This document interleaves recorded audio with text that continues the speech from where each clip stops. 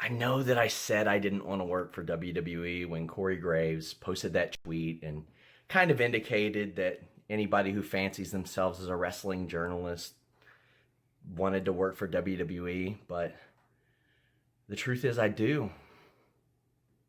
I really do. But it's not as a writer. I want to work for WWE in all aspects of production. Like, Kevin Dunn, I'm coming for your job. I've been practicing. Now, I know that I just have a little home office here in Ewing, Kentucky, but I've been having my wife help me practice, and I think I have the WWE style down. Zoom! Zoom! Zoom! Zoom! Zoom! Zoom! Fucking camera cut! Camera cut! Camera cut! Do it! You gotta do it! There's some trial and error, mainly on her part, but thanks to the WWE's style guide, essentially, I think I've nailed it. This is how you do it! Why would anybody do that? It's just the way things are! I've been working my WWE style commentary too, and I think I'm pretty good. Oh my! The Shield is rolling! See, when I get to WWE, things won't be different.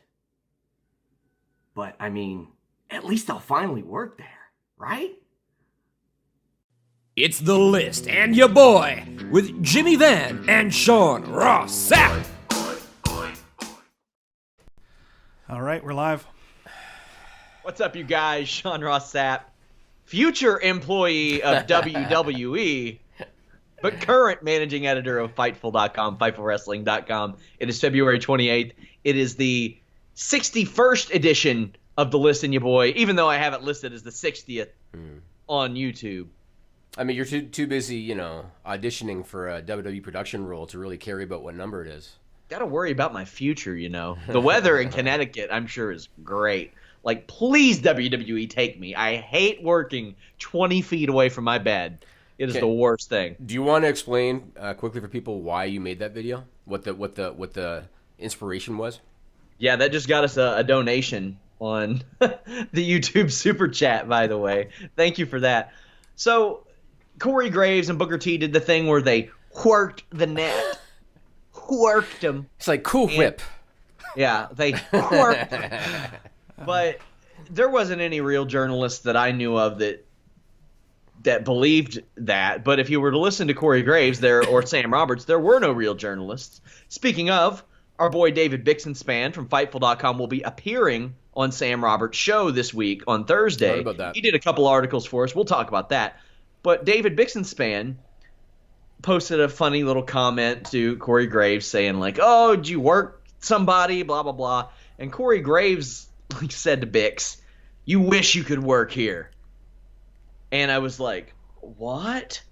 And put journalist in quotes. And I'm like, man, Bix is maybe, like, if I were to pick 5 people, he would have been in the top 5 or top 3 of people that, like, I know don't want to work for WWE and I would consider actual journalists. And I mean, I did a big thread on it in December when, I had a little bit of a thing with WWE's PR, but man, I don't want to work there. And somebody said, how'd you get your wife to do that? And I said, sir, I just had to tell her that's what we had to do to move to Connecticut. That's all it took. I knew that was a big part of it, Yeah. but man. And then I got a message in my inbox, and I thought it was the most appropriate response to that. And I hate the word mark, but somebody quoted the Corey Graves tweet, and they said, and we're the marks? I was like, you know what? You're right. You know what? Every now and then he comes out with gems, like when he talked about, hey, is Mantor going to be coming out next? Yeah. I thought that was great. And Abe Knuckleball Schwartz, I thought that was good. But oftentimes because he is a longtime wrestling fan, and oftentimes you do see guys like that do post stuff like that, like, hey, you want what I have kind of thing. And obviously, I mean, you and I are in different positions because I'm not the full-time writer, but obviously if I was Corey Graves in his position, I'd probably kill myself. God. Based on where I am currently. I'm just being honest. Like, it'd be a pay cut to do what he does. I can say that he probably makes significantly more than me, and he also makes significantly less than it would take for me to move to Connecticut and work for WWE. He doesn't live in Connecticut, though, right? He's Florida still, no? I don't know where the hell I don't care where he lives. Yeah, I think it's Florida still. But Oh, whatever. Good for you, man. It was you. I was telling you off the air. You got a ton of views on Twitter for that. Yeah. Last time I looked, like 15,000 views or something on Twitter. That's more like 21,000. 21,000. Isn't that crazy? On Twitter. Good for We're you, gonna man. start streaming this show on Twitter eventually. I'm telling you. There you go. There you go. We need to. Well, I'm going more hot and heavy with the multimedia because I figured I don't know what our iTunes downloads are like compared to our video views, what the ratio Nowhere is. near our video views. That's what I kind of figured, and so I figured I might as well take advantage of the video and do some more multimedia stuff. So I want to start today with some breaking news. We're doing this on February 28th. I got some breaking news. You want to put up the first one, Nigel? The Deitch? Yeah. So this was reported today. It was posted on Twitter, actually, today by Richard Deitch. He's a reporter for Sports Illustrated. He said that executives from Fox Sports were seated in the front row at the SmackDown taping at Staples Center in L.A. last night, including Fox Sports president Eric Shanks, Fox Sports talent producer Jacob Allman, and Fox Sports on-air talent Colin Cowherd. And I saw some pictures with Cowherd backstage with some of the WWE talent that they posted on social media. So Yes. they were all there in the front row. It's obvious why they were there. Clearly, clearly WWE is talking to Fox about a rights fees deal. They're looking to have that wrapped up by September, and clearly they're talking to them. Fox, as far as I know, is still negotiating with the UFC to renew their deal, but the speculation is that if Fox doesn't get the UFC on a renewal, that they're going to go heavy after WWE. So very interesting. Those guys were all seated in the front row, and I'm sure it was all done deliberately and intentionally, and they want USA to know about it. I'm sure. Oh, and our viewerships, or our readers, viewers, listeners are going to know all about it. I have assigned Alex the article titled Colin Cowherd, Confirmed Booger Eater. Really? Because he is the guy who kind of mocked Eddie Guerrero after his death, always accuses wrestling fans of being, quote, booger eaters. I took you literally when you said that. Well, I mean, I assume that he is. If he was there posing... That's classic posing journalism. for, Assume everything, Sean. Well, yeah, hell yeah, man. And I assume I'll use this term for the second time today, taking mark pictures with Natalia and Charlotte. Yeah, I saw that, like, yeah. I assume that he is now a booger eater. That's the only reasonable thing. I watch his show. I like his show. I've never seen I it. watch a lot of Fox Sports shows and ESPN talking head shows. But yeah, it's very clear what's going on here. Yeah. But Yep. Colin Cowherd actually was on his show today talking about Gronk and WWE, and he's Okay. like, "Oh, you think that's easier on your body?" John Cena, do you remember that failed gimmick he had as a rapper? And I'm like, Oh, excuse really? me, sir. Yeah. Yes, sir. Excuse me, sir. That's not exactly right, sir. Yeah, I wonder yeah. if Corey Graves called him out for his irresponsible journalism. Maybe. It's very Bob Costas-esque.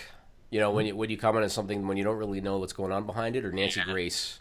That's why those jobs, like, a lot of people will criticize the talking heads at ESPN and stuff, but man, like, I do boxing, wrestling, and MMA, and it's hard to keep up with boxing. Yeah. But I mean, I'll host the shows and stuff like that when, like, me and Carlos will do one after Triple G Canelo and stuff Yep. like that. But man, when they have you on, like, Pardon the Interruption or something like that, or Around the Horn, and you got to talk about Yeah. the Olympics. Yep. I'm like, I don't know a damn thing about curling. I actually boycotted the Olympics this time out because they didn't allow NHLers to play hockey.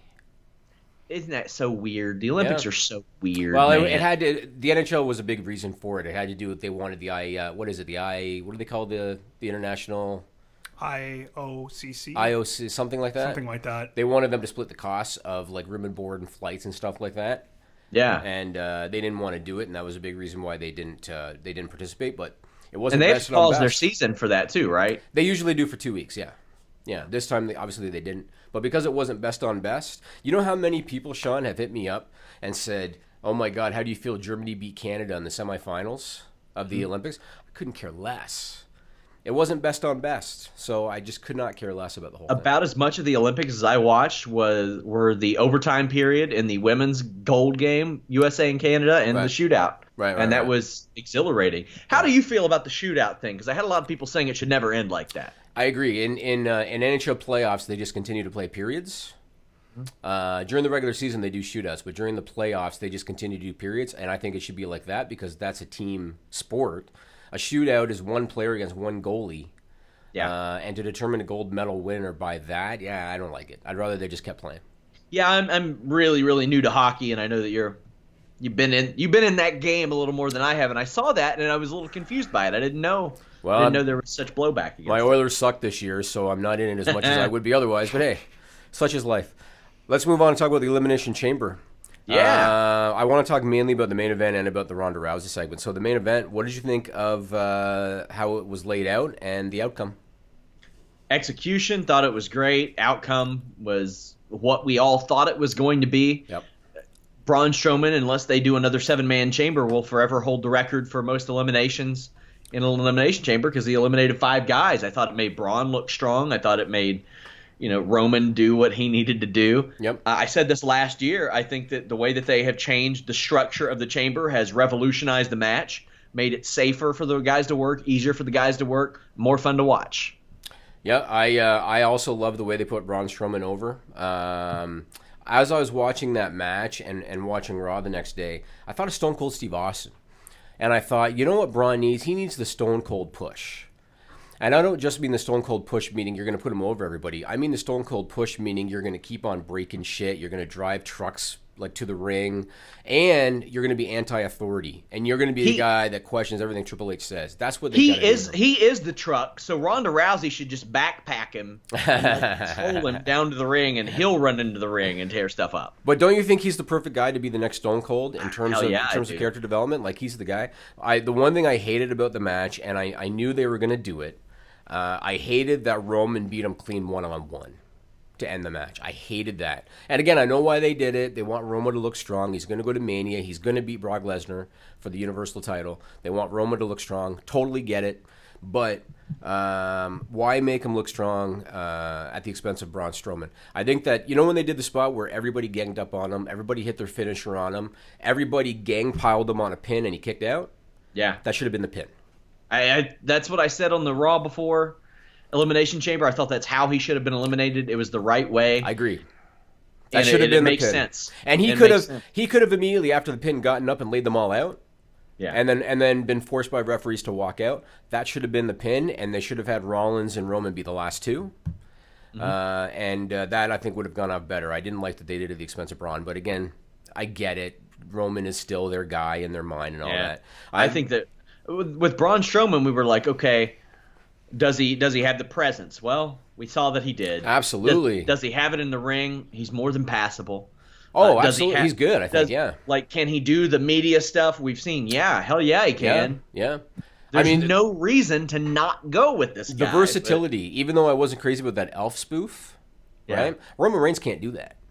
Nope. He can't. And you can try putting him in the little outfit and put the little elf hat on him and try to get him into a comedy spot like that. Roman cannot pull that off.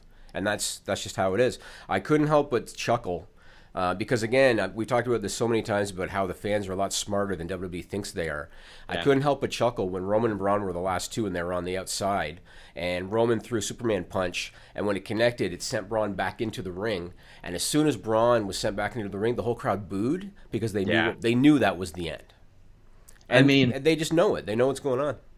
There is a sense of lowest common denominator and people that, I see people that say some of the dumbest stuff. And sometimes it'll make me think, should I cater to these absolute idiot scrubs? And I'm like, no, because I would like to think that the viewer is smarter than that. And I know that ours are.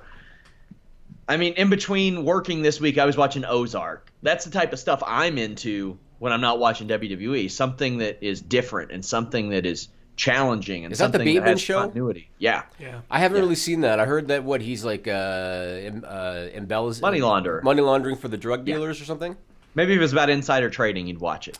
But I told you one story about the WWE stock. I lost a bunch of money. It didn't work out for me. And it still comes back to bite me in the ass. What do you think? What do you think about Ronda's debut at Elimination Chamber? Nervous at first, and I heard somebody in her camp that didn't seem happy about the criticism, but I don't think they're going to have to worry about that based on night 2 because, agreed. My God, she looked like friggin' like she was. It was such a contrast from night 1 to night 2. Agreed. It's like in the middle of that first segment, she just got it.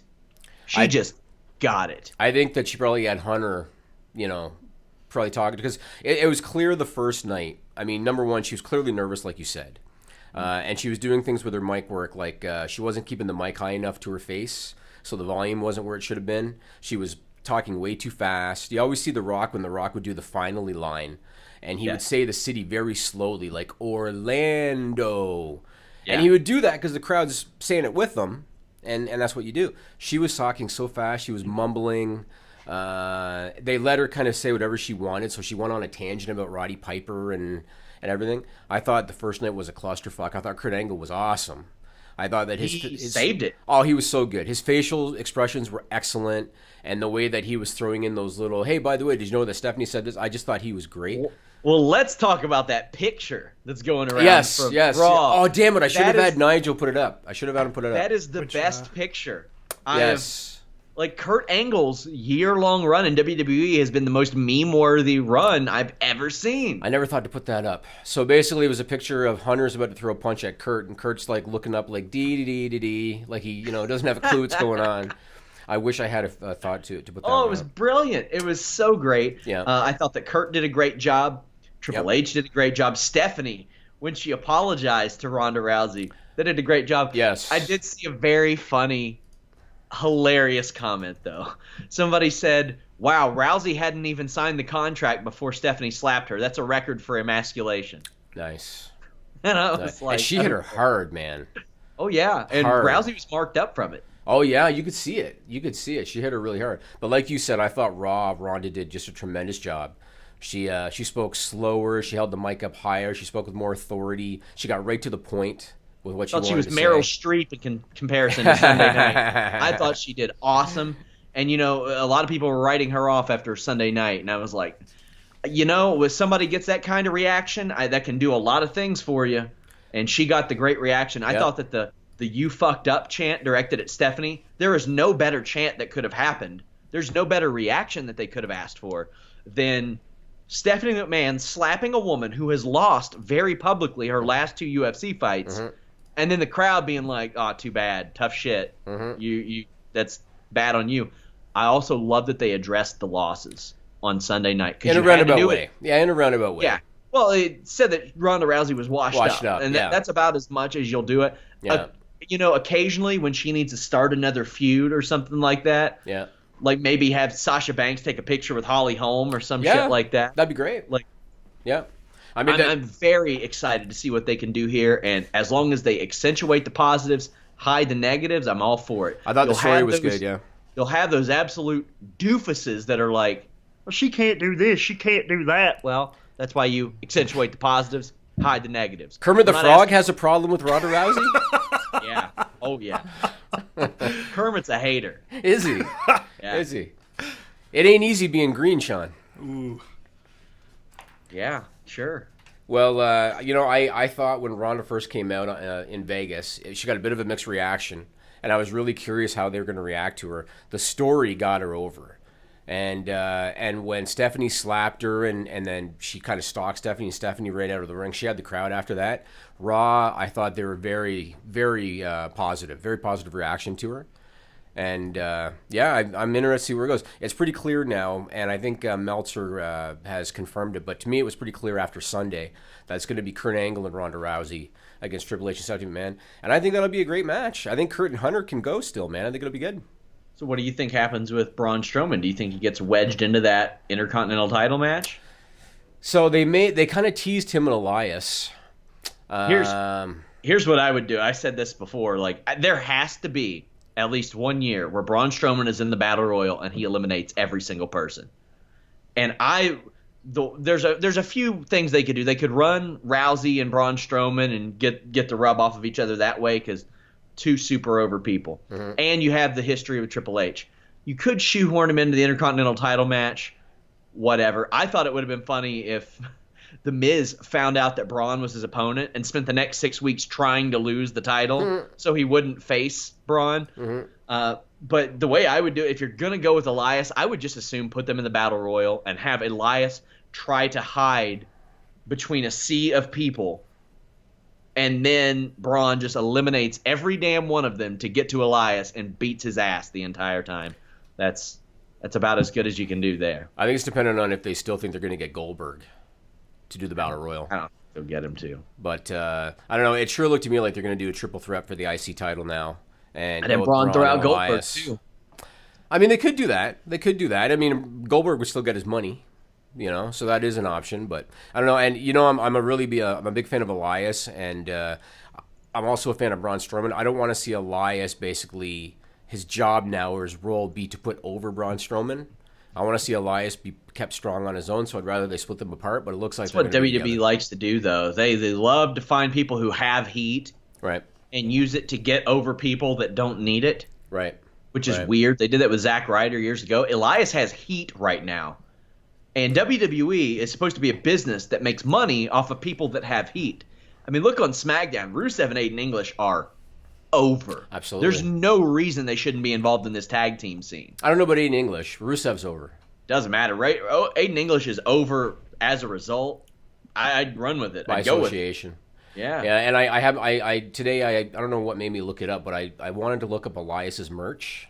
Yeah. And I went on WWE Shop. He's got like 5 T-shirts.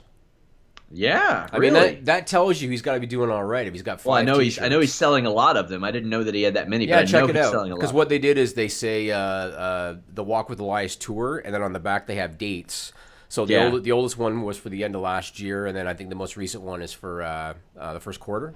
Well, yeah, I was told that they're selling very well. I try not to put too much of that out there. Gonna burn my merchandise source. But yeah, he's doing very well in that regard. Rusev's still doing very well too. Good. Now let's talk about Roman Reigns. So everybody's putting over his promo on Raw. Yeah. And I will say this: I thought it was a good promo. It was a work, but it was clear, it was concise, short. My problem with it that I had as I was watching it is that it's the same thing we've heard so many times. So many times. The first time that he had the feud with Brock, he went put over about how I'm a full-timer and I work the full schedule and you're a part-timer. Then he has the feud with John Cena. I work the full schedule, you're a part-timer. John Cena's feuding with The Rock. I work the full schedule, you're a part-timer. We've heard it so many times. And the only thing I will say, even though I always put over the savvy of the fans, is I was almost a little bit disappointed to hear that the fans were actually with him at the end of the promo. Because they were cheering at the end, and I thought to myself, damn it, we've heard this same story 5 times, and yet you're still buying it. Yeah, I mean, last year Brock Lesnar no-showed a Raw, and he gets WrestleMania-itis, where he just doesn't give a shit around WrestleMania season, which is weird. Yeah, but I think he was told not to be there on Monday night. Well, WWE's playing that very close to the vest. I can tell you that much because I've been asking, and I think he was told. And he was in Vegas on Sunday. Yeah, and we're going to put that up. So, Nigel, can you put that tweet up? The Dana White? Yeah. Yeah, sorry, I put him out of order for you. The Dana White. Right. So this is what Sean's talking about for our video watchers. So Brock Lesnar met with Dana White on Sunday in Vegas. Dana White put up a picture of the two of them together on Twitter. Conveniently enough, Brock's wearing a UFC T-shirt in the photo. And that's what Roman had alluded to in his promo about how he was in Vegas and didn't bother showing up at the Elimination Chamber because he was on the strip with Dana White. Dana White was asked on SiriusXM's NASCAR radio show, what are the chances of Brock returning to the UFC? And his response was, they're very, very, very good. I know that you said, Sean, that Brock has allegedly told Vince McMahon that he's out for SummerSlam. Do you think that this is just posturing because he's working on a new WWE deal? Or do you think that he's planning on going back to the UFC? Well, it's both. Because he does want to fight. Right. He loves to fight. Well, I'm sure the money is phenomenal. Like I said, every year at WrestleMania-itis. 2004, we saw what happened there. 2015. I mean, 14. What was it? No, 2004. Oh, the first time. The first time. He got WrestleMania-itis in 2004 as well, yes. Okay. Because he wanted to leave the company. Yeah.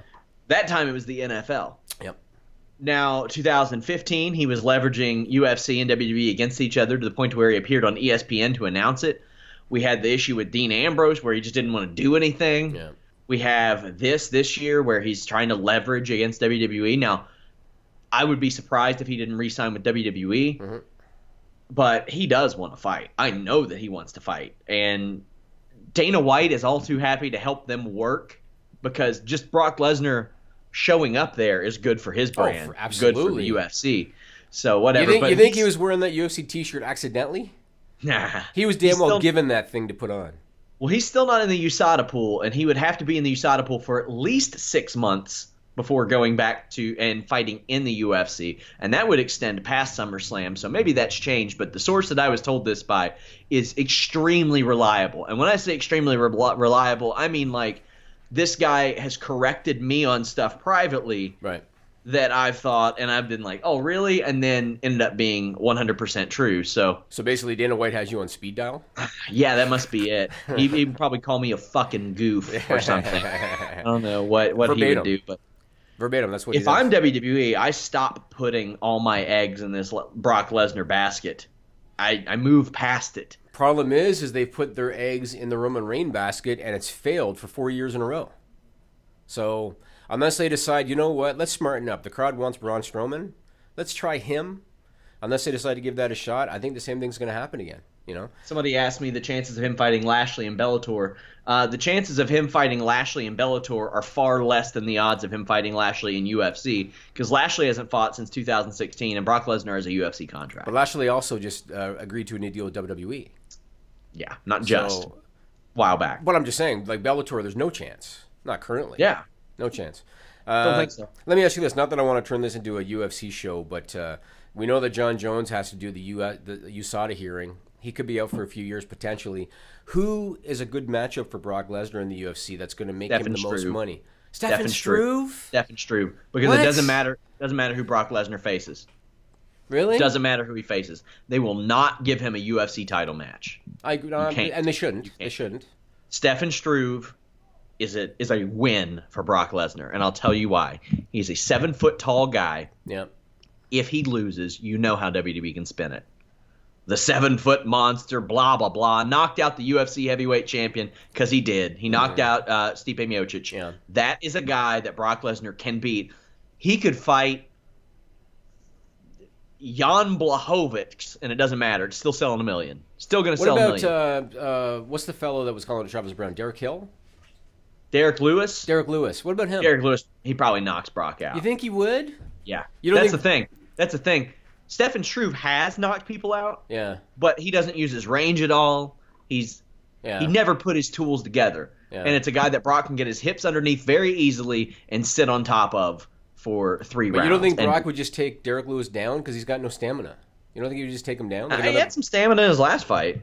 Yeah. He had a 3rd round finish that was very impressive in his last fight. He's got those back injuries cleared up. If Stephen Struve beats Arlovsky this weekend, he fights this Saturday post-show with me and James Lynch, by the way, guys. There you go. But he's a top 10 ranked guy. I don't think it's not a quote-unquote money fight. Yeah. But what are you going to do? You're not going to put him against Overeem again. Overeem will hit him with the old pant shitter kick, and it's all over. Yeah, no, I agree. Brock's got that surgically removed butthole. He can't take any more of those. That's the scientific term. Yeah. For diverticulitis, yes. Nigel, put up that Coachman tweet. Sure. This was posted on Twitter by Jonathan Coachman yesterday, February 27th. And I'm going to read it. He said, I continue to be amazed at the venom towards Roman Reigns, and yet all fans can say is, I hate him. Not why, not how, not anything. Stop being sheep and just enjoy the show. You all read social media like it's the Washington Post. I have to believe you're smarter than that. I want to say this. So I think to a degree he's correct, to a degree. I think that when the fans started booing Roman Reigns, it was because they were rejecting him because they knew he was the corporate chosen one at the time.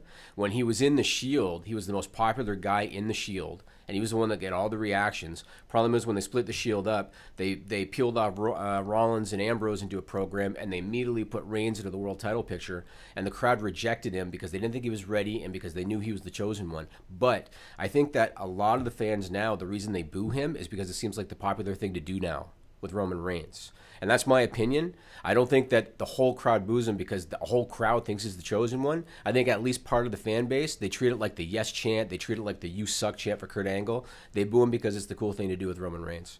And that's my opinion. Yeah, I agree. You agree with that? I like Roman Reigns as a character. I like him as a wrestler. I don't see the hatred for him. However, I think he should change his music. He should change his gear. He needs to be a little bit different because the fans aren't dumb. The fans know that he got to keep all the Shield stuff because WWE wanted him to have that. WWE felt like he needed it. I don't mind the gear on Roman Reigns. I think if you make him shirtless, I don't know, he might not look as unique as he is now. But I agree with you on the music. I also think we've talked about this before. I think that they need to go full on a heel turn, as opposed to having him walk the line all the time. And I'm a babyface, but I'm going to be a pompous asshole when I want to be, and I'm going to be obnoxious when I want to be. But I'm still a good guy. I think they need to go full bore on it. Oh yeah, they have Braun Strowman, Seth Rollins, Shinsuke Nakamura, and AJ Styles as baby faces right now. Right. That's pretty damn stellar to have two guys that could be interchangeable as top guys on each brand, and Roman Reigns working as a heel. When's the last time? We haven't seen that since the Shield days. And instead of him working from underneath, we can see some of the offense that he's added, and we can really just and it will get him over as a babyface, I think. But if you add that mean streak to him, I think that a lot of people will. I mean, we saw with Taker and we saw with Cena that he's got the potential to be an asshole, right? Yeah, of course. Why not let him be the asshole that the fans want him to be? And then 6 months or a year down the road, after he's now an asshole, people are going to have a reason to boo him. Then they're going to kind of see the talent that he has, and then maybe he can get them back. But I think until then, again, just like people want to chant "You suck" when Kurt Angle comes out, they want to boo Roman Reigns when they hear his music. And who that's do you how think it is writes? Who do you think writes the majority of Roman Reigns' stuff? It's a good question. Well, I can tell you who it's not. It's not Jimmy Jacobs. That was very good. Because he's gone from the company. I spoke with Jimmy Jacobs recently. Take a listen. Jimmy, you came to Impact shortly after your WWE departure. Did you have discussions with any other companies? And what made you land on Impact Wrestling, if so? I absolutely did. Full disclosure, I talked to Ring of Honor about going back there, and but I did that for a lot of years. I was with Ring of Honor for 10 years, and I wanted to do something new. I had a conversation with Scott and Sanjay on the phone about different things in Impact, and it just seemed like a nice fit. It was something I wanted to try out, and so my first time in Ottawa was kind of just a test run, a test go to see sort of how the fit was, and the fit felt good. I mean, like I said, we're in a rebuilding phase, and they needed somebody who could wear a lot of different hats and do a lot of different things, and I have experience doing all those things as far as writing and creative and helping guys with promos and helping guys with matches and being an on-air character as well. So it was nice, man. It was a nice week in Ottawa, and it sort of solidified that Impact was kind of the direction I wanted to go. Just to follow up really quickly on that, I'm assuming the ROH conversations happened when you kind of made the cameo on their pay-per-view?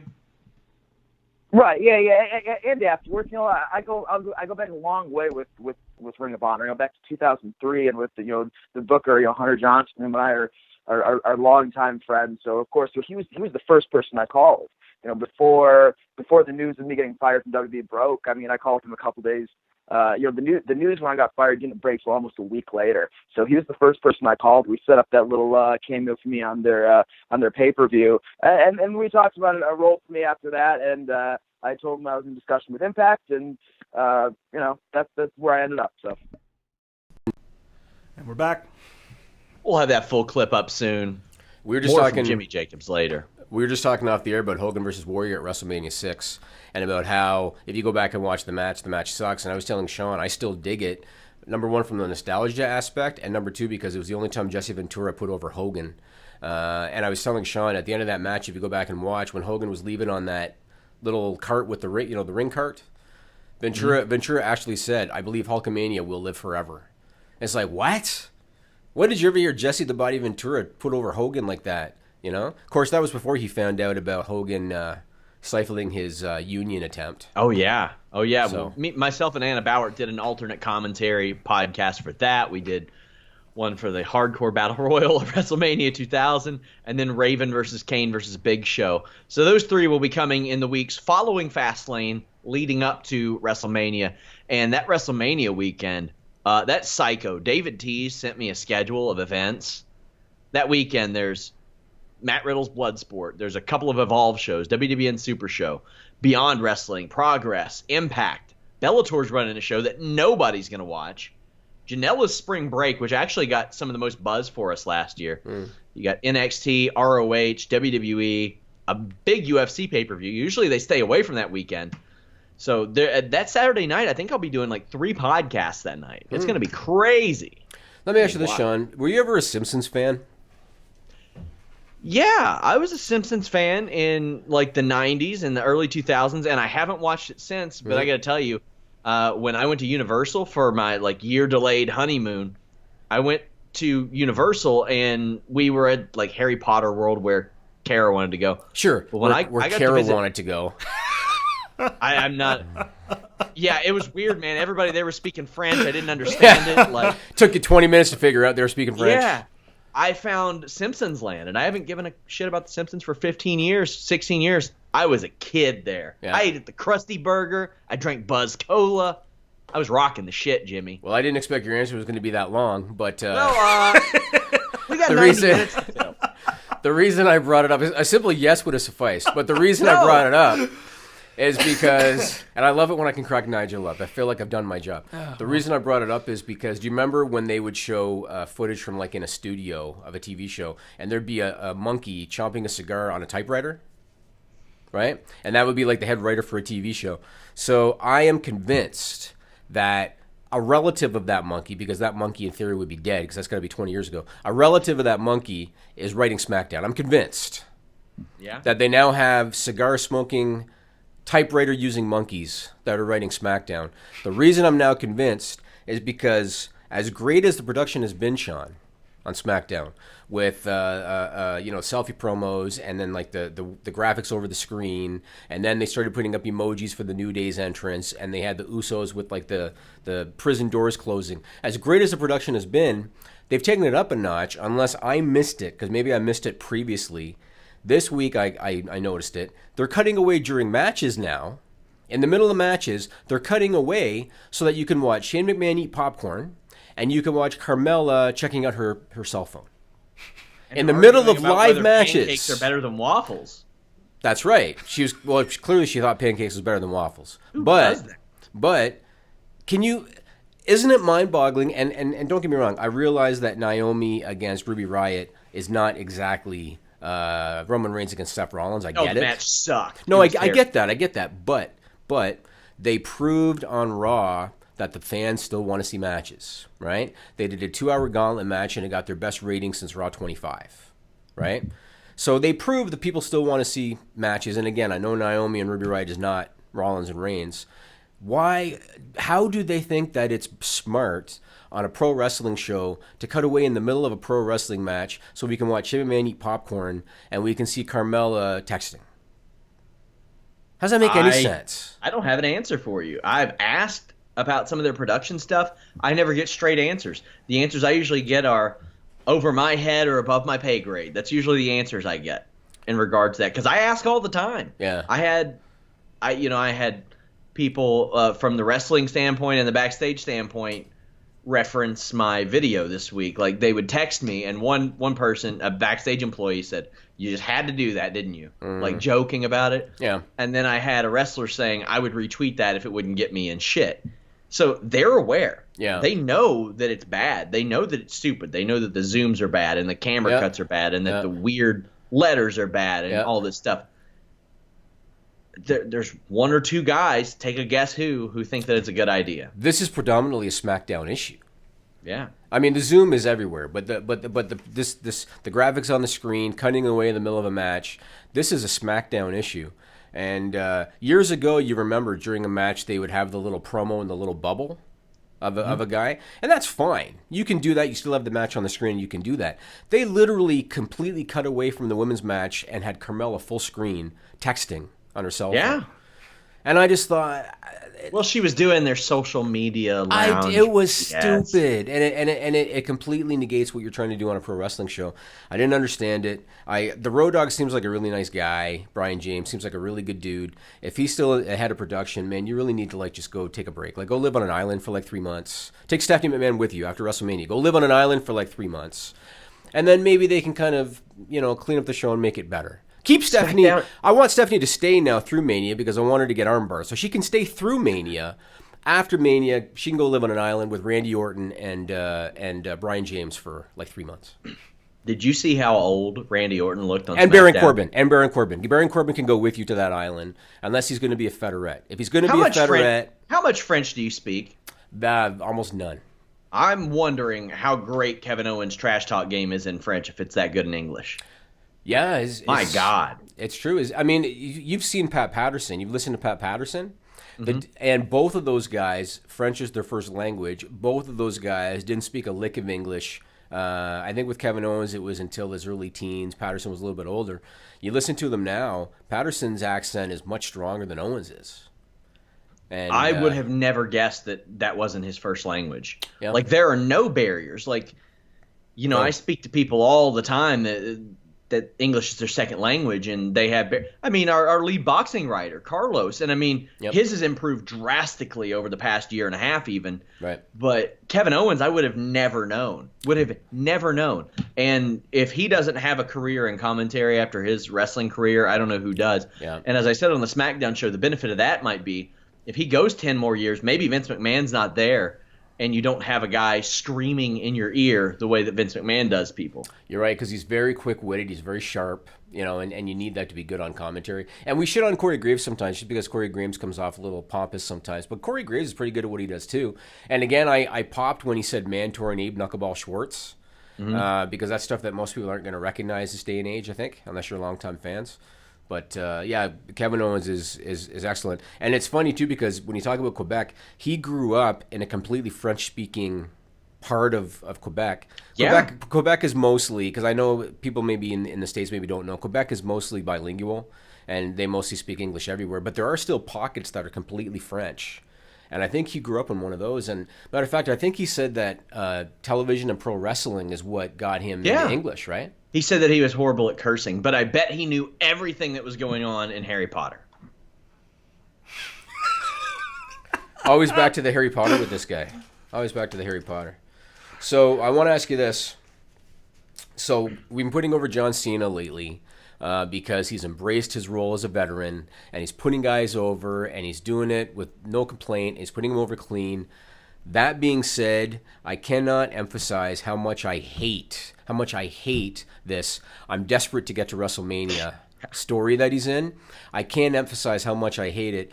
Once again, they are disrespecting the intelligence of the fan base, because the fan base knows he's your biggest star. There's no fucking chance he's not going to be at WrestleMania when he's your biggest star.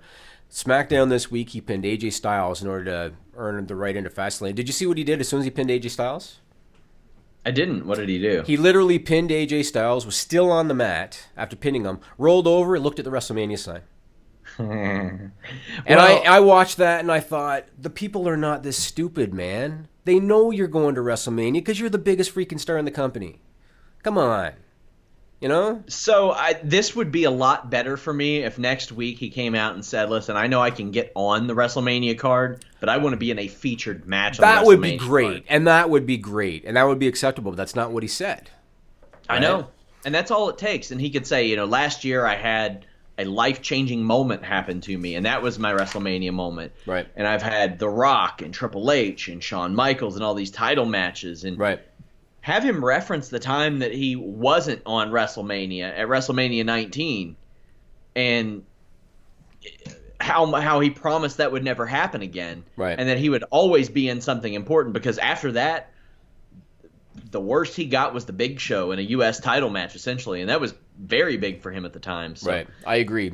I thought for sure they were going to Cena and Nakamura at Fastlane. Oh, you did? Oh, yeah. I could have seen a situation, because they do like to paint Nakamura as being more clever than everybody else. Mm-hmm. Like, I could see where Cena would come out and be like, I want to challenge you for your spot, and Nakamura just stares at him the entire time. and then Cena's like, okay, I get it. Dumb idea. I shouldn't. It was a long shot anyway. And then when Cena gets up to the ramp, Nakamura just goes, okay. Just because he's a troll. That's what he does. I mean, what they book makes sense, because he's allegedly trying to get to WrestleMania, and if he wins the title, he's guaranteed a spot at WrestleMania. So what the fuck else is on Fastlane? I don't know. Maybe a tag title match. A tag title match, and Charlotte and Ruby Riott. You got Randy Orton and Huh? Maybe they could have the New Day cook pancakes in the ring, like a cooking segment. I'd eat up a good 15 minutes. You know? I don't know. Okay, man. so last week I had crepes for the first time, Jimmy. Yeah, but were they good crepes? I had them at Bob Evans. I love Bob Evans. Bob Evans is in Kentucky? Yeah, respectable chain establishment. I like Bob Evans. I love Bob Evans. Yeah. Okay, Great. if I Google world's best crepes, where's Bob Evans going to rank? Probably not high, but they were Yeah. good. They were I good? enjoyed And But I get the feeling that if I would have dropped a turd on the plate and lathered it in blueberries and whipped cream, that it probably would have been passable.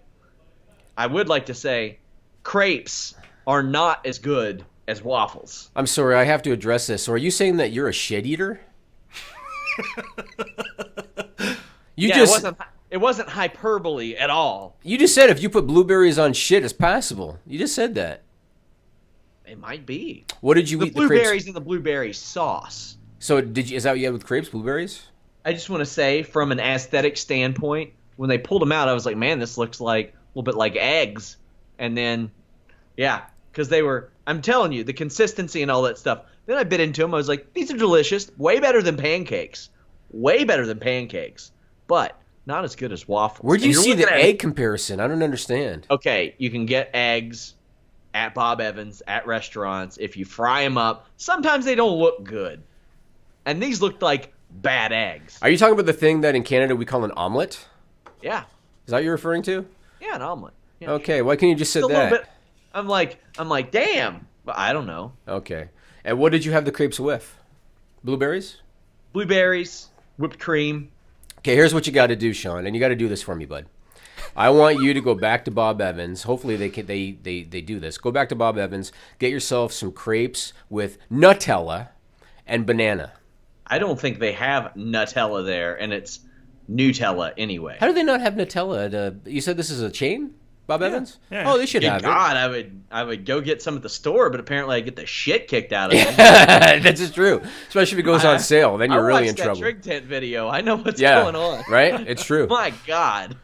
Go back That and was try to have them with banana and Nutella, and then you'll be like, "Oh my God, this is good." Am I allowed to expense this too? This is podcast material. You know what? If you get documented proof, yes, you can. You can expense banana Nutella crepes from Bob Evans. I have a picture of me eating the crepes from last week. I made sure Kara took it. Not good enough. Because before I had the WWE idea, I was going to do a skit with crepes. Oh, you were?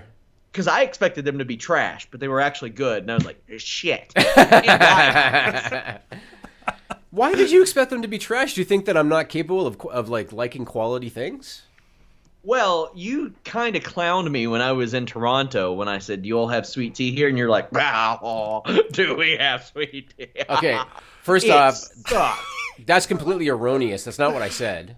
That's completely erroneous. What I did was I said, Sean, we're in Toronto. Of course they have sweet tea. That's what I said to you. There are places in the north that just don't carry it at the restaurants. This is a metropolitan city of like 3 million people, Sean. Yeah, and 3 million people drink real shitty tea there. I'll tell you that much. Because they're all drinking tea from Prohibition Grill. That's what you're saying. All 3 million of them. Yeah. All right. Let's not call them out. The place had great food. Yeah, I'm just saying. The guy knew you. He recognized your accent. It's Prohibition Grill, Midtown Toronto. That's I'm what trying it to was. put the restaurant on blast. I'd like to go back there sometime. Well, I still go there once a week. They're good. Don't worry I don't know about if they would close down over negative Yeah, reviews about no, sweet tea anyway. I mean, I think we're good. yeah, I know, but I don't want to eat blueberry covered shit either there. But So you already said you do, actually. You said it's passable. I didn't say I do. I said it might be because that blueberry sauce was a Nigel, plus. what he said, man. He said you put blueberries on shit, it's passable. yeah, something like that. Yes, that's what he said. Yeah. Yeah, I did. I didn't say that. We got another I video do here, it. Nigel. We Yeah. got another video, bud. So, one more thing about John Cena. Harry Potter and the Pancake of Stone.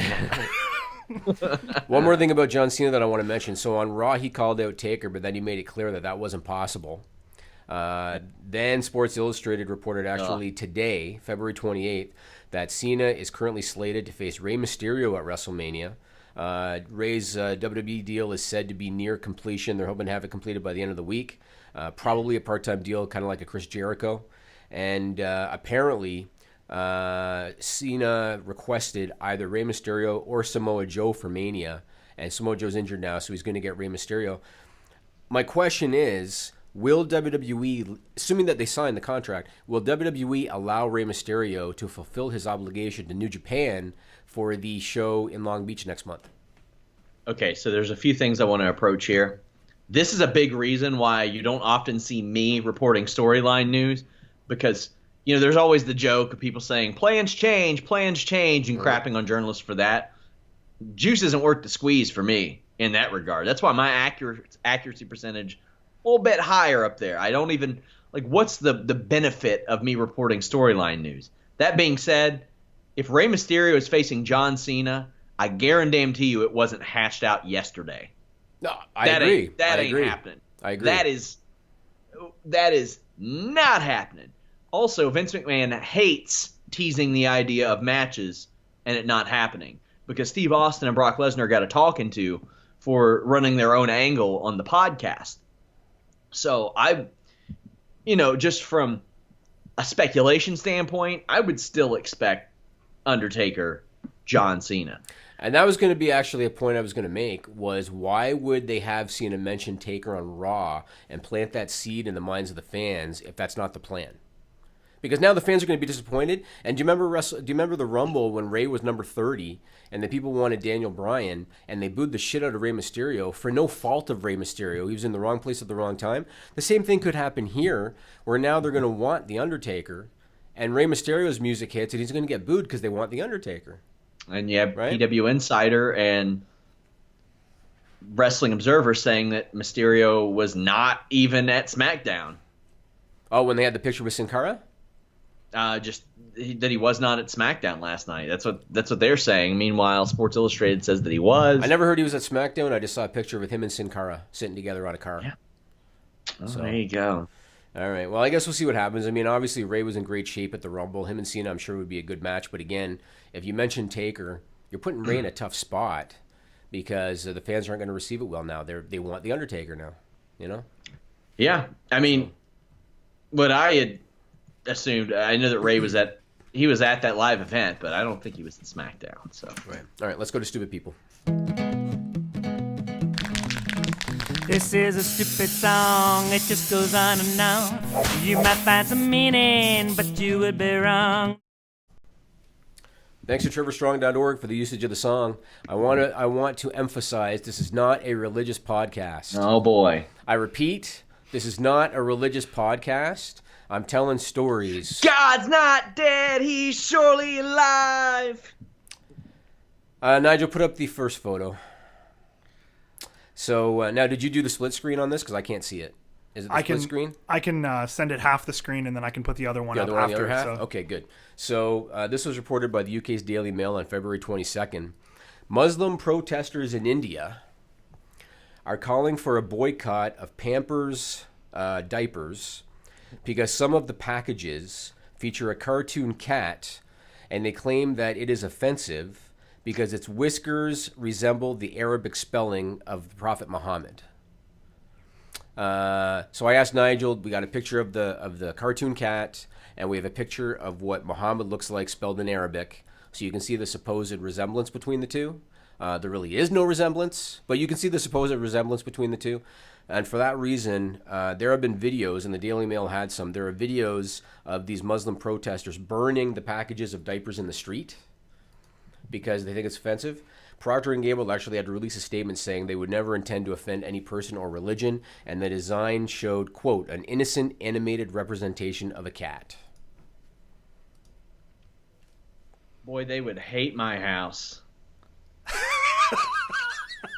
That's all I have to say. You have Arabic representations of Muhammad like walking all over the place. I do. Place. And I'm not that learned on the Muhammad situation. They're not allowed to show him either, right? Like, is that the deal? I don't know. All I know is it was if as the photo will show that Nigel put up, it's Arabic spelling. It's not a photo.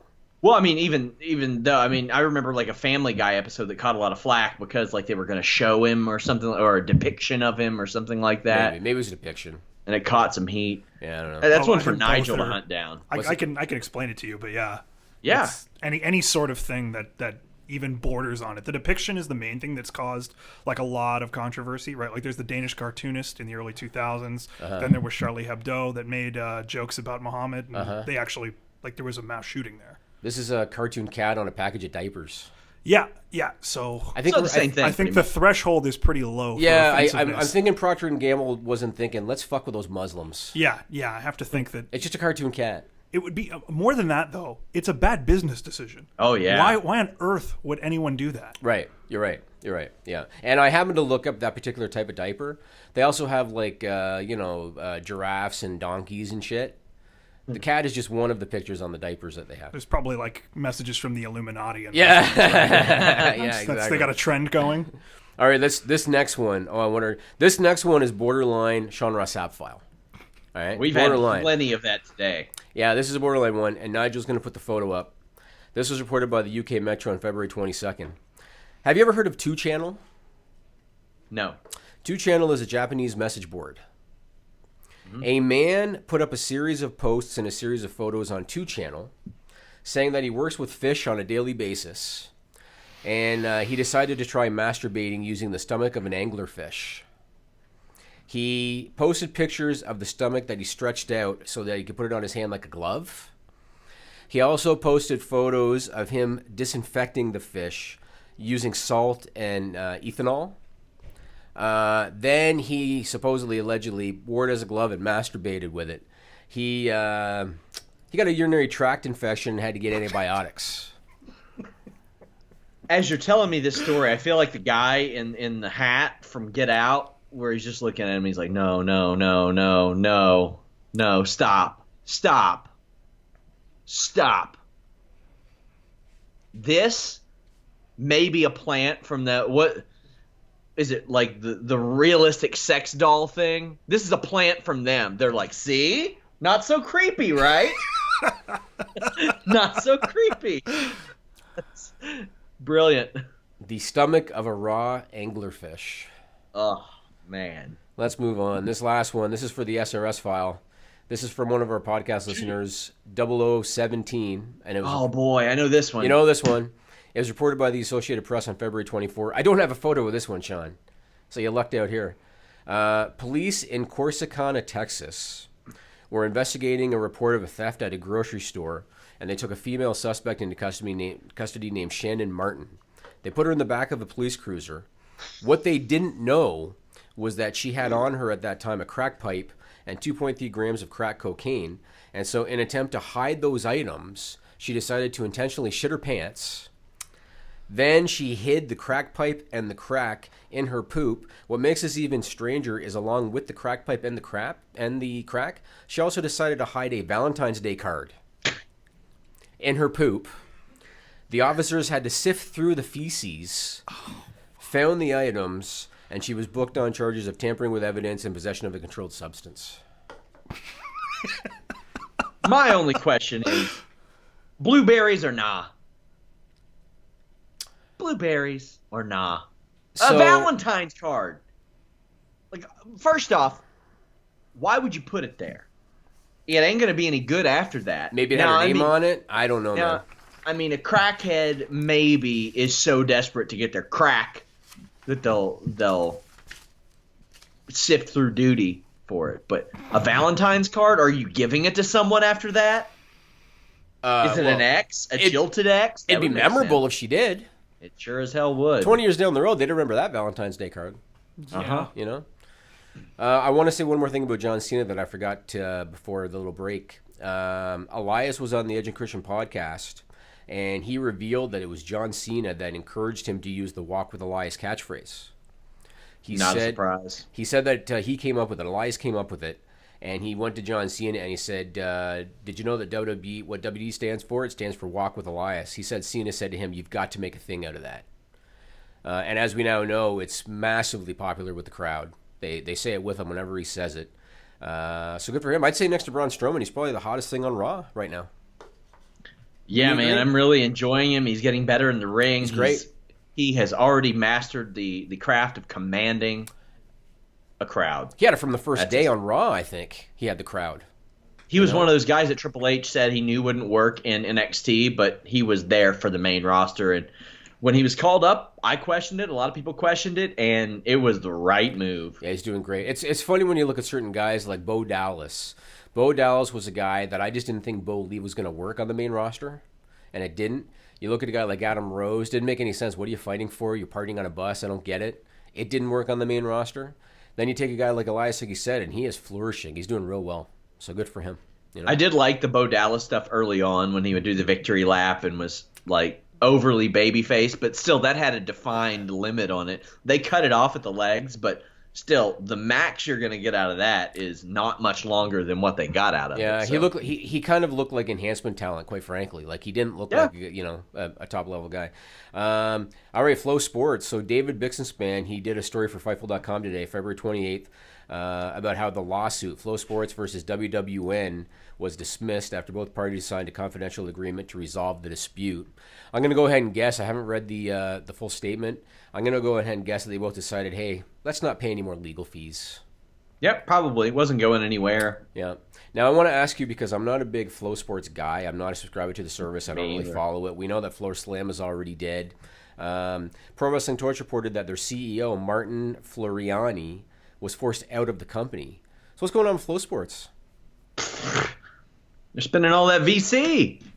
Are they still? Is Flow Combat still doing all right? Well, I mean, without getting into personal business, they let go of Dwayne Finley, and if you let go of Dwayne Finley, you're not doing too good because that is one of the tip-top journalists in the MMA game, period. So I know at one point, James Lynch does freelancing for them. I know at one point he stopped working with them for whatever reason, but then recently he went back and started doing stuff for them again. So there's only a couple of their verticals that they've had that actually work, from my understanding. And I can tell you, man, it's hard to budget and to make things work. But I'll tell you this, when Fightful got in the game, it was you and your company. It wasn't like investors here. But If we would have been given all that money, you better well damn believe that Fightful would probably be on a billboard somewhere. I'm amazed at how they burned through all that. And I know there were real smart people there. I'm talking like Brent Brookhouse and Jeremy Botter, guys who have been around forever, know how to make things work. And our boy Rob McCarron flew out there, took a look at things, and said, thanks, but no thanks. I think once again they didn't understand the marketplace, and they were expecting people to pay money to watch, mid-level, low-level sporting events. I don't know. Sometimes you can just see these things and know they're not going to work, Yeah, and I hate that because I know Matt Riddle was making some good money from Flow. Right. And well, he's still under WWN contract. Yeah, I'm sure, but I think that the Flow deal, that prevented him from doing a little bit more. But I'm hoping to talk to him. Right. No, I don't want to go out there and say, hey, I'm going to interview Matt this month. But right. I have asked Matt if he would do an interview with me ahead of his show, and he said, sure, anytime you want, anything you need. Whether that gets scheduled or not, we'll see. Yeah. We'll see. But that's how Matt is, yep. So I think it was in 2012 that Kenny Omega went to New Japan. Mm-hmm. And at that time, the Young Bucks posted on social media because Kenny Omega was teaming with Ibushi as the Golden Lovers. And the Young Bucks posted on social media basically that they want to see that match. The Young Bucks against Kenny Omega and Kota Ibushi. So now the Young Bucks announced recently that they are ascending into the heavyweight tag team division in New Japan because they have the junior heavyweights and the heavyweights. They're ascending to the heavyweights. Who's in the heavyweight division? Omega and Ibushi. And they've announced that match for the Long Beach show on March 25. That should be very interesting, man. Should have ran a 10,000-seater. Yeah, that's going to be interesting. Spoke with people at Access that said, yeah, they should have ran a 10,000-seater too. Mm-hmm. They sold out before they announced anything. Right. They got to run bigger venues. And I know that the people on Being the Elite wanted them to as well. That show, I can't speak enough of because that show has helped build up all this so well. And there's a good video that I saw and a great thread, and I'm going to post them together on Fightful that explains the history of the Golden Lovers, Kenny Omega and Kota Ibushi. Mm-hmm. And it's just great storytelling over years and how they've done that. It's just masterfully crafted.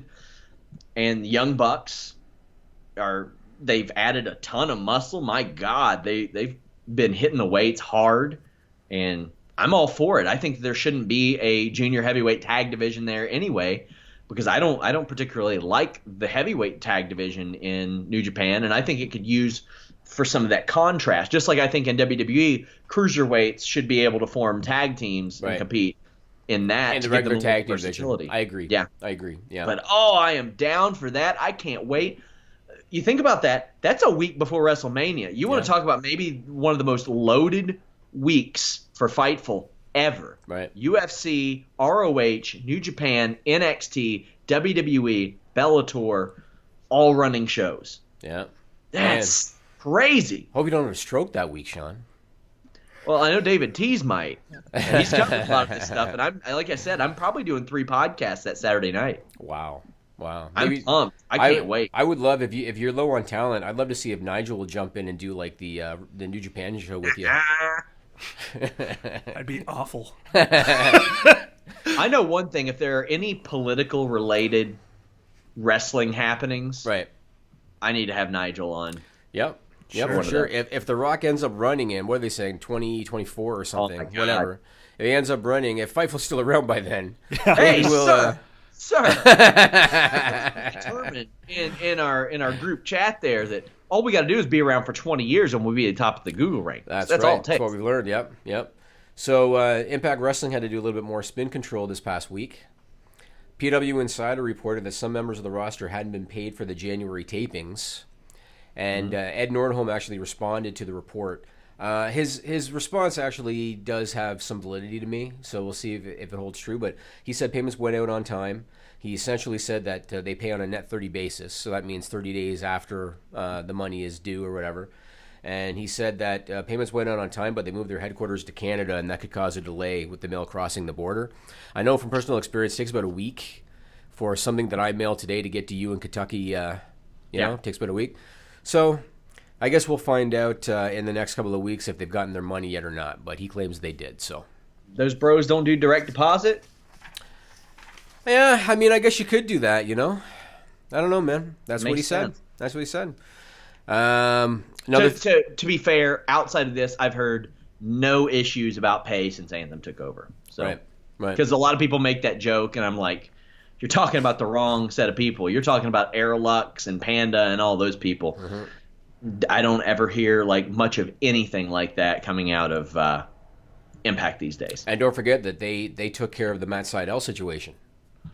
Yeah, they sure did. When Matt Sydal was a moron, they jumped in and paid back some of the money when they really didn't have to do it. So, so good for them. Tom Zank. So Tom Zank passed away in December. And finally it's come out. The Hennepin County Medical Examiner in Minneapolis, they finally released the cause of death. He died from what they call arteriosclerotic heart disease, which is the hardening and narrowing of the arteries as well as an enlarged heart. Now, it's pretty well known that an enlarged heart can be the byproduct of steroid use. Mm-hmm. And Tom Zank admitted under oath during Vincent Mann's steroid trial against the U.S. government that he began taking steroids in 1981 and used them during his WWE and WCW run. So, probably a correlation. Yep. Few things in life. I mean, I've never done any substance type of stuff, but I when I wanted to wrestle and I wanted to do MMA, I did have somebody that I knew and that I liked at the time that were like, hey, maybe this stuff. And I'm thinking, I don't want my fucking heart to explode at 40. Right. Thanks. Right. Yeah. So, I mean, it's sad, you've heard the stories. It's sad and it's unfortunate. But yeah, like you're saying, over and over again, it happens. Yeah, and I mean, I still think of the Dynamite Kids book. Have you ever read the Dynamite Kids book? I haven't. You should, because he tells, some pretty big tales in that book. And one of them was about how one time him and Davey were a little bit desperate to get something because they were out, and they actually tried horse steroids. Ooh. Yeah. Have you ever heard the Scott Hall Warlord story? No, I don't think so. Oh, that's the best. Warlord just juiced up, jacked up, right? And the way that Kevin Nash tells it is that Warlord went to Scott Hall and he's like, "Here, can you inject me?" Yeah. And that Scott Hall put the needle into his ass once and it broke off. And then the second time, put the needle in and nothing would go in. And that Scott Hall looked at him and said, I think you're full. He was a massive enormous human being. Yeah, and Warlord. still alive too. So Yeah. that's one. Yeah. Wow. I have one more piece of news I want to talk about, but I want to put a graphic on the screen, and I have it prepared, Nigel, for it. Sure. So do your little segue, and then we'll do it after that. Oh, so I'm kicking it out to Jimmy Jacobs. Here's Jimmy Jacobs. As it pertains to your schedule with Impact Wrestling, obviously the taping is a lot different, but how does that affect things when you have so much to do in such little time as opposed to WWE, where it's that constant grind and that constant like travel and things like that? How has that changed for you in that regard? I mean, it definitely is. It's a different thing, right? WWE, the schedule is 24/7, man. It was, you fly out Sunday to do Raw Monday, to do drive SmackDown Tuesday, fly out Wednesday, in the office all day Thursday, meeting with events on Friday, writing Raw and SmackDown Friday and Saturday. It was just nonstop. With Impact, it was crazy. It's like right now, it's like the calm before the storm, and in the next few weeks, we're going to start putting together creative for the upcoming shows, and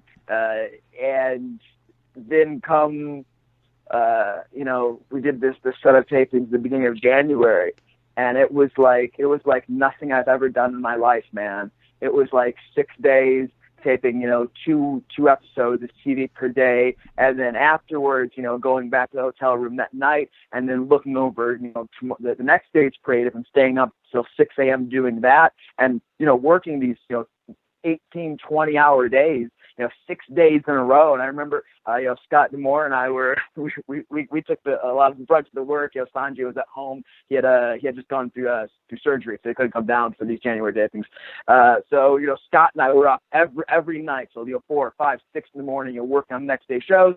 I look at Scott and I go, after one of the nights, it's the morning now. I look at him, I was like, Scott, I worked with Vince McMahon for 2.5 years, and it's the hardest I've ever fucking worked in my life. So it is a lot rolled into one. Yeah, I wondered about that because you've got it's almost like a cram session, it would seem like.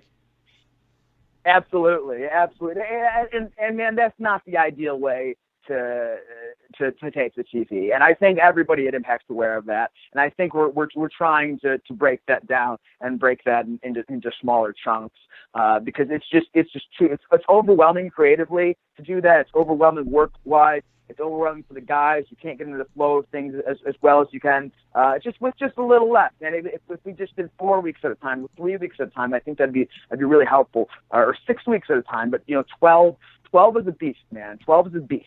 And like I said, it does have its positives in that we can tell congruent stories and things of that nature long term. But it's definitely not the ideal way to tape television. I think everybody's aware of that.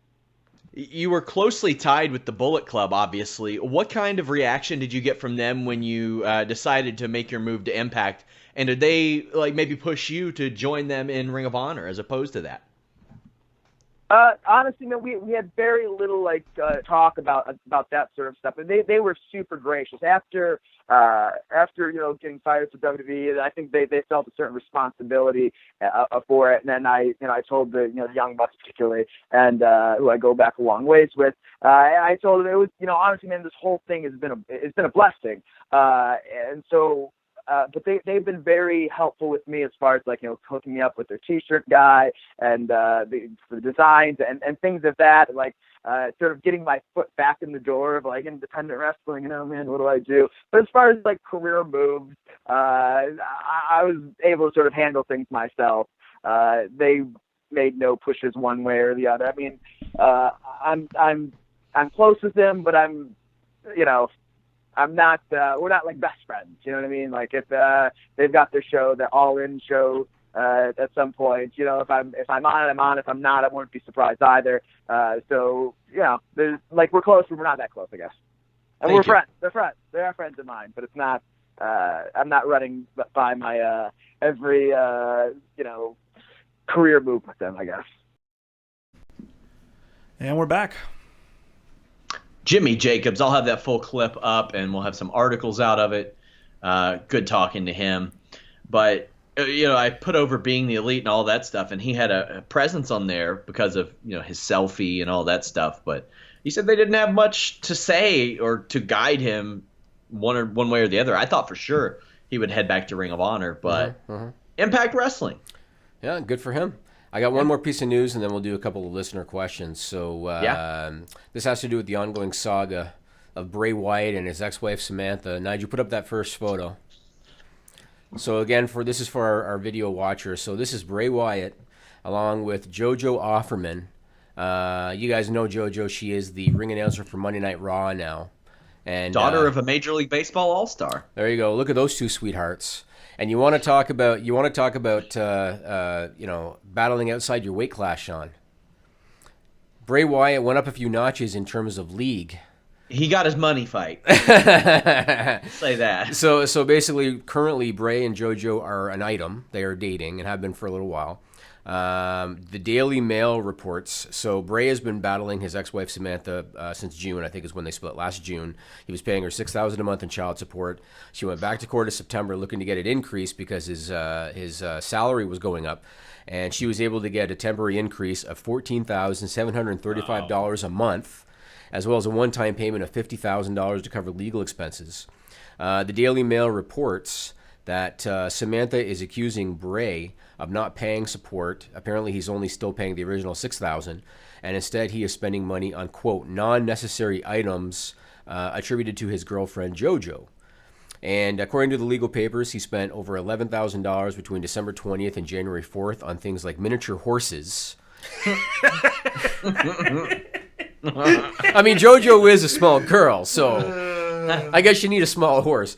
So miniature horses, jewelry for JoJo, and tabs at bars and strip clubs. And Bray posted, so that Daily Mail story came out on February 22nd. That same day, February 22nd, Bray posted this on Twitter, and we've got a screenshot of it. He posted, people spread lies. You know who you are. Lies, all lies. But a wolf never loses sleep over the opinion of sheep. Fool.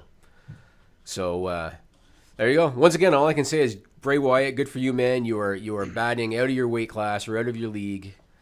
So good job. Yeah. I hope he's either did actually pay his child support or will, but I don't know what kind of lifestyle you're living if $72,000 a year ain't enough. I think it depends on whether or not she's working. $72,000.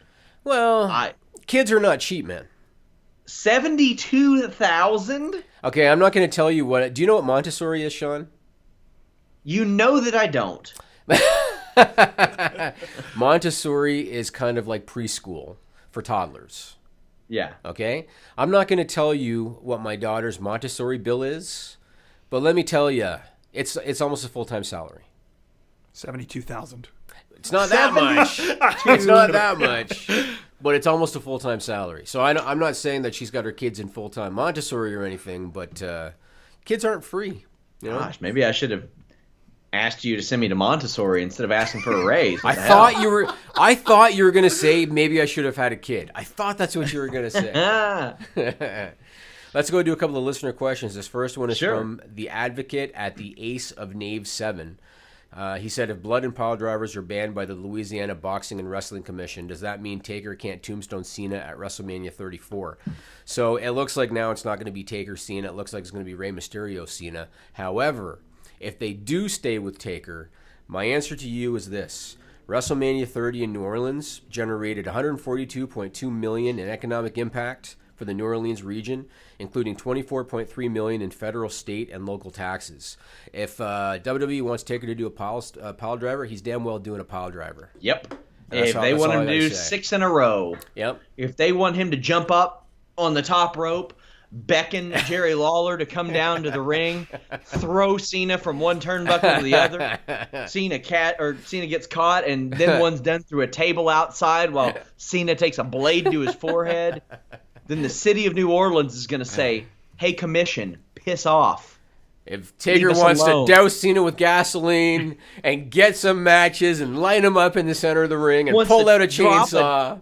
Drop a shit on his forehead with blueberries all over it. He'll do it. And then make him eat it because it's passable. They can absolutely do it. It will be passable because the commission won't do a thing about it. Yeah, and The New Orleans bid for that. they will absolutely let him do a tombstone if Taker's on that show. They will absolutely let him do They it. bid for WrestleMania, not the Blueberry. But the answer is yes. They will let him do a tombstone. This next one is from Wadimus Prime.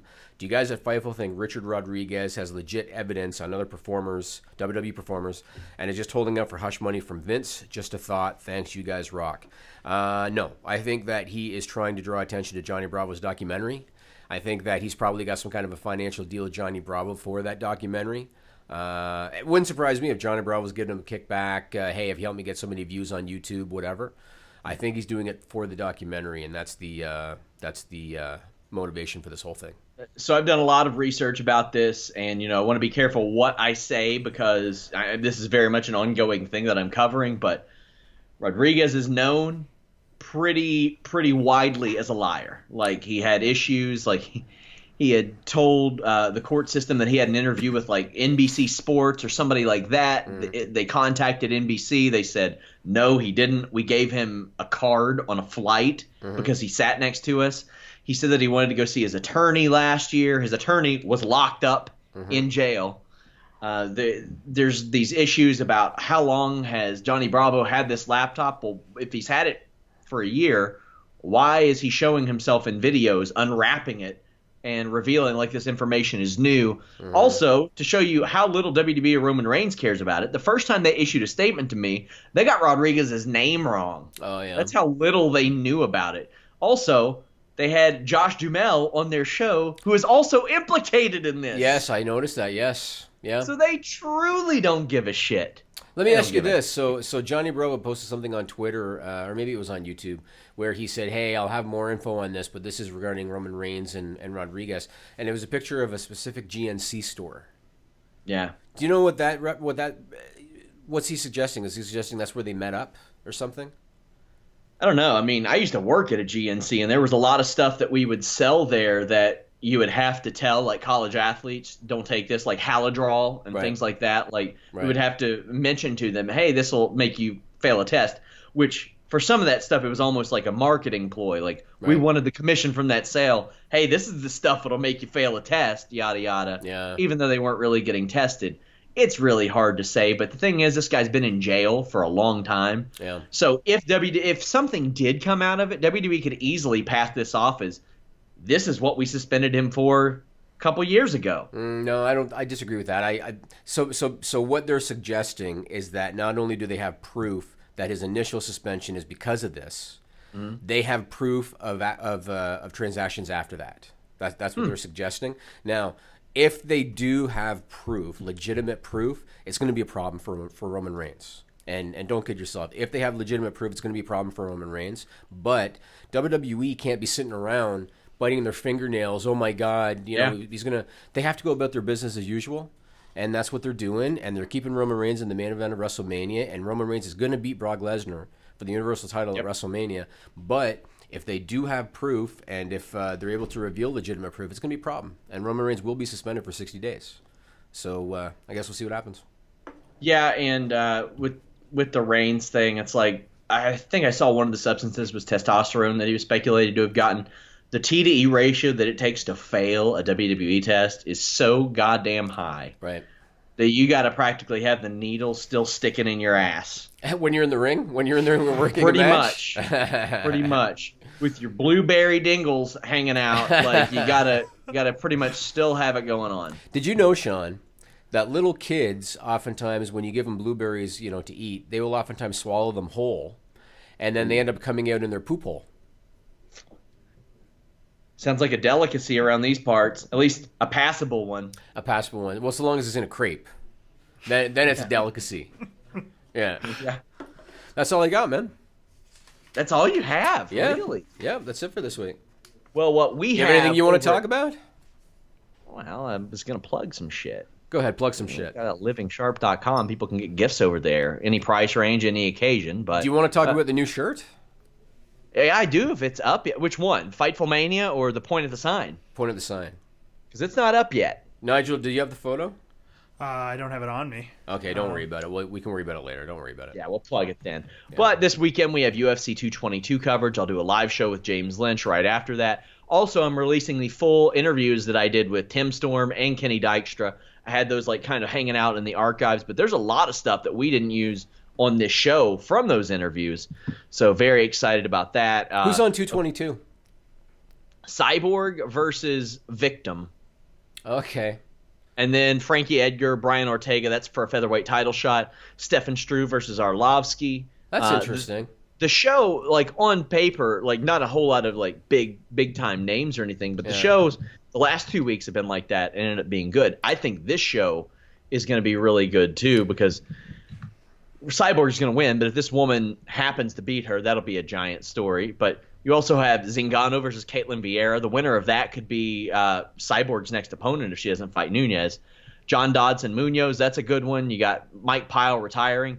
Brian Caraway, they have buried him on the Fight Pass prelims because he doesn't have the heat of being Misha Tate's dude anymore. Right. Yeah. And she's pregnant now with the new guy.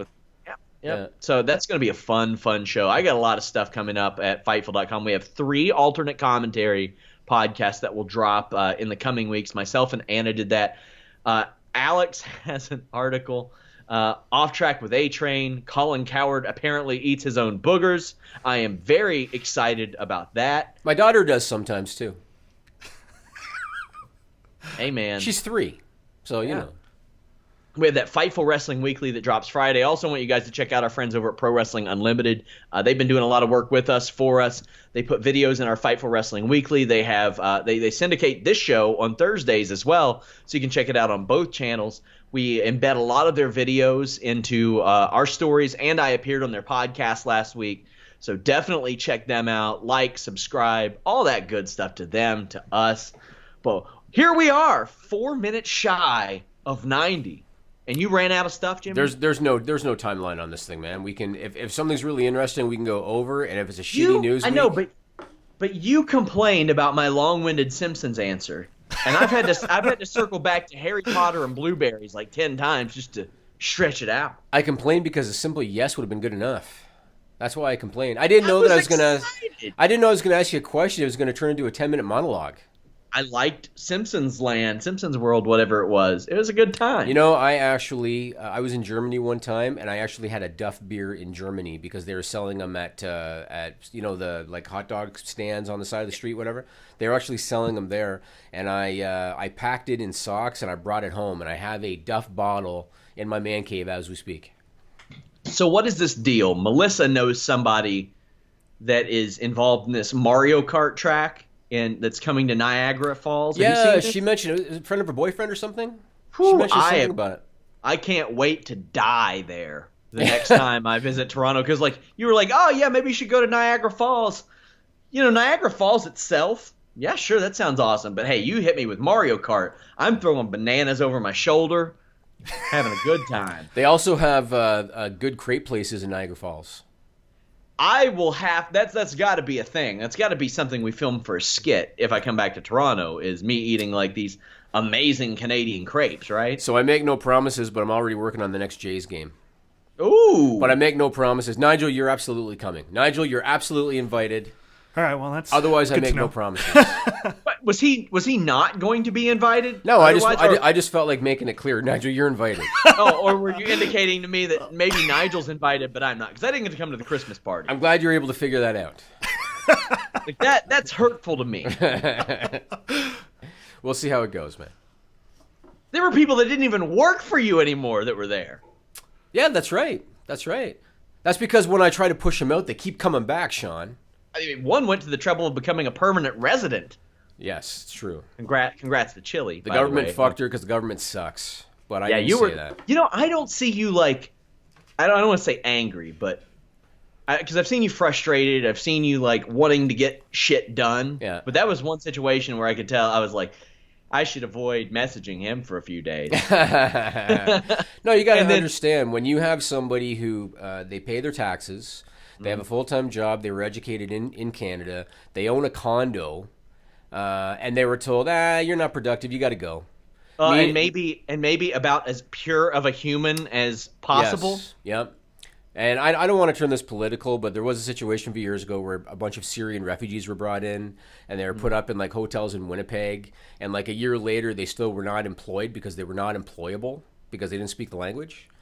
And meanwhile, Chile was sent home to Nigeria when she was. I'm not going to get started. I hate the government, man. That's all I got to say. Damn. That's all I got to say, Nigel. Hey, Doesn't make any sense at all. Trading? We got our prime minister dressing up in Indian garb every day in India like a moron. That's all I got to say. Nigel, you all have anything on that at Trig Tent? what? Oh, on, yeah, on I'm his, sure. on his Bollywood outfits. Yeah, No, of course. I refuse to cover that because it was so obvious what a dickhead he was. It was being. embarrassing. How could you cover it? Everything on the man was covered already. Yeah. All right. I listened to some of the news that came out of India there, and they were like they had fashion experts that were like, bad call, buddy. Well, he actually went to events with Bollywood actors, and they were wearing regular attire. Yeah. Yeah. And he was wearing traditional Indian gear in photos with them, completely unaware, and doing photos like this. So it was him just ignorantly pandering, yeah. Just an ignorant, stupid person, yeah. Also, inviting a terrorist to dinner. Yeah, that was Not a bad good look. too. That Not was a good. bad I'm just too. gonna say that. Not a good look. Yeah, he did that too. So. Well, I mean, Jimmy can't say a lot. He's had me to dinner, so. Guys, Fightful.com, FightfulWrestling.com. Well, This is what you tune in for, guys. Just because you eat blueberry shit, is that the problem? I didn't say that I did.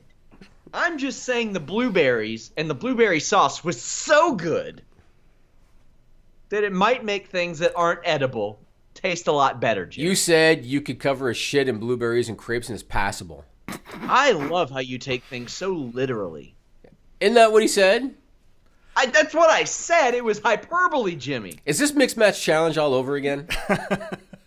I've never said anything negative about Mixed Match Challenge either. Oh, we're going to have some fun, Nigel. You're gonna be doing some editing in the next week, my friends. This video's gonna make itself. Guys, thank you all so much. We've kept you here really for no reason. Now we've gone overtime. It's true. It's true. Follow Jimmy at JimmyVan74. Follow me at Sean Ross Sapp. Follow us at Fightful Online. Watch me Saturday night, UFC 222 post show. Until then, we are out.